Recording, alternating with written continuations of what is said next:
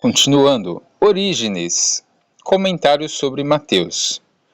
Ó, que Orígenes vai falar para você ver que esses sinais não são coisinhas simples.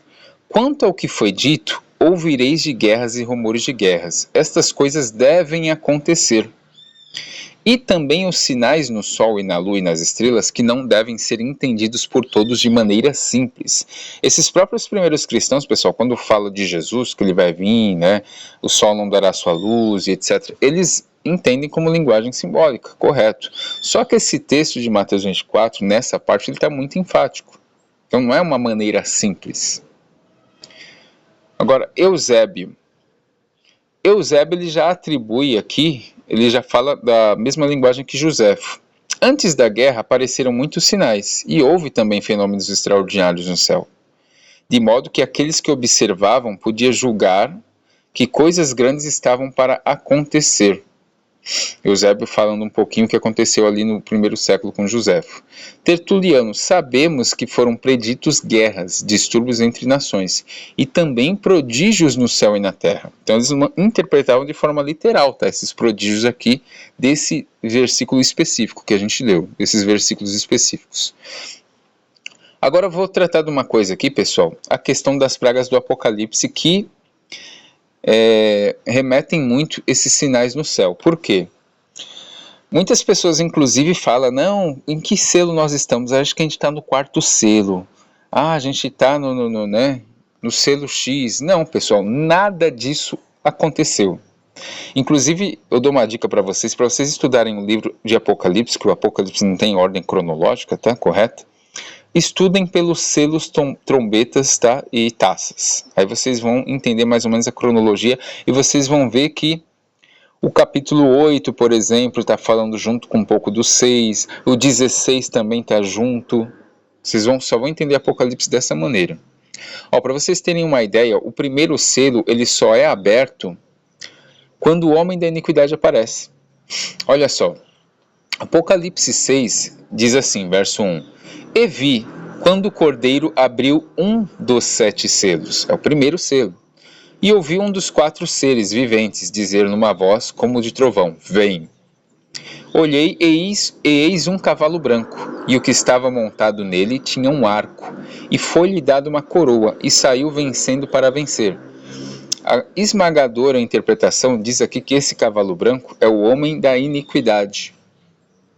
Hipólito de Roma, ele diz assim, o cavaleiro do primeiro selo não é Cristo, mas o adversário de Deus, o anticristo que finge ter sido enviado por Deus. Vitorino de Pital, não é Senhor, mas o anticristo que finge ser Cristo.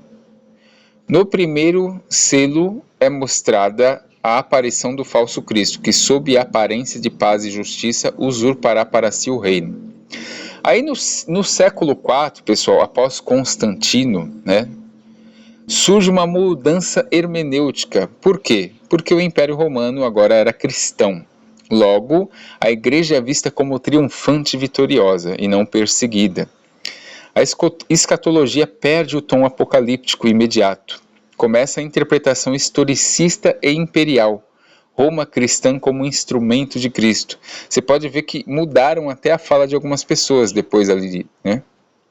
Por exemplo, Vitorino de Pital, ele fala assim, o cavaleiro do cavalo branco é Cristo, e seu evangelho conquistando as nações.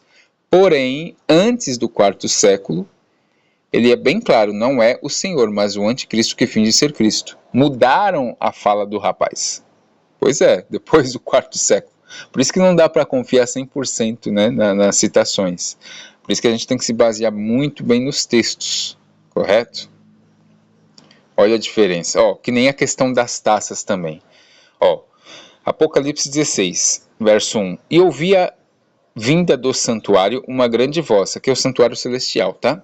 Que dizia aos 7 anjos, ide derramais sobre a terra 7 taças da ira de Deus. Então o primeiro derramou a sua taça sobre a terra e apareceu uma chaga ruim e maligna nos homens que tinham o sinal da besta e que adoravam a sua imagem. Ou seja, essa primeira taça ela só ocorre quando a besta que tinha sua marca estava em ação. A primeira taça, ó, o comentário aqui de Vitorino, que ele é o que mais comenta o Apocalipse. A primeira taça é derramada sobre a terra, isto significa que o juízo cairá sobre os homens que abandonaram Deus e receberão o sinal da besta. A chaga é o castigo divino que os marcará visivelmente. Essas pragas do Apocalipse são para as pessoas ruins, tá, gente?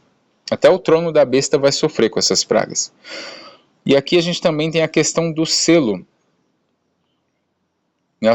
Não, agora é a trombeta, tá? Agora é a trombeta. Apocalipse 8, verso 7 diz assim: O primeiro anjo tocou a sua trombeta, e houve saraiva e fogo misturado com sangue, que foram lançados na terra, e foi queimada a terça parte da terra, a terça parte das árvores e toda a erva verde. A primeira trombeta, essa aqui é Vitorino também, a primeira trombeta, granizo e fogo misturados com sangue, isso significa as guerras e matanças que serão enviadas sobre a terra quando os povos se levantarem uns contra os outros. Quando os povos se levantarem uns contra os outros, pessoal, não é essas guerras que a gente tem aqui, não. São uma guerra bem específica mesmo, tá? Tipo estilo Armagedon. Isso também ainda não aconteceu. Ou seja, tanto a trombeta, selos e taças ainda não foram derramados, tá, pessoal? Historicamente, não existe comprovação disso, até porque existe uma época específica, quando esse homem aí surgir. Historicamente, não surgiu nenhum homem assim. Correto? Ah, mas eu não acredito nisso, pessoal. Não estou falando que é questão de ser verdade ou não. Eu estou falando de interpretação de texto e leitura. Correto, pessoal? Então a gente termina aqui a quarta parte do sermão profético, tá? Deixando bem claro que tem as guerras, só que também vai ter uma guerra mais abrangente e específica, uma guerra violenta e também pragas violentas que representam esses sinais nos céus aqui descritos no sermão profético. Essas taças, essas trombetas e esses selos, que ainda serão ocorridos. Historicamente, nós não temos base para falar que algum destes aconteceu.